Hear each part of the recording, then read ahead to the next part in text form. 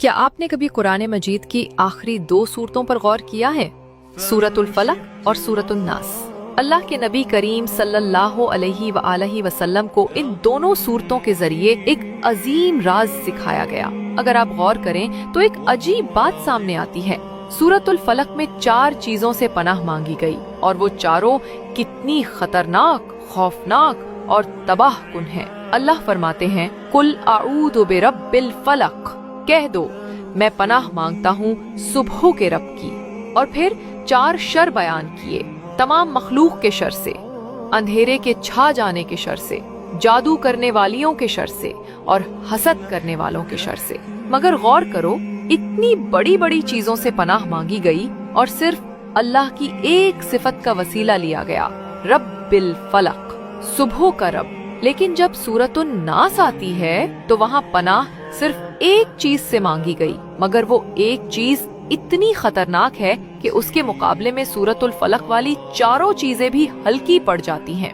अल्लाह फरमाते हैं, कह दो मैं पनाह मांगता हूँ इंसानों के रब, इंसानों के बादशाह और इंसानों के माबूदे बरहक की। किससे? मिन शर्रिल वसवासिल खन्नास, वसवसा डालने वाले के शर से। खन्नास यानी वो दुश्मन जो तुम्हारे दिल पर वार करे और तुम्हें खबर तक ना हो। वो कभी दोस्त बनकर आता है, कभी ख्याल के रूप में, कभी दिल में शक की सूरत में। पहले वो वसवसा डालता है, फिर खुद छुप जाता है ताकि तुम समझो ये ख्याल मेरा अपना है। यही वो वसवसा है जो मोहब्बत करने वाले दिलों में बदगुमानी डाल देता है, शौहर और बीवी के दरमियान दीवारें बना देता है, रिश्ते, सुकून, ईमान सबको तोड़ देता है। शैतान का यही सबसे खतरनाक हथियार है।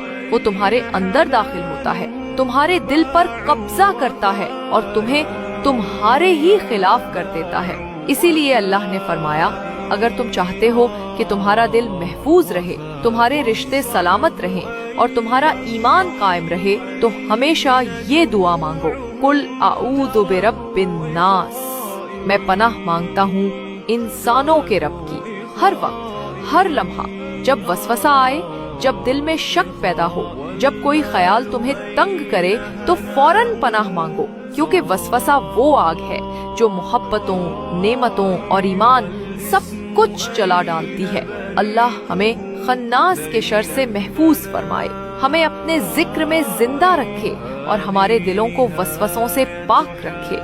अल्लाहुम्मा आमीन।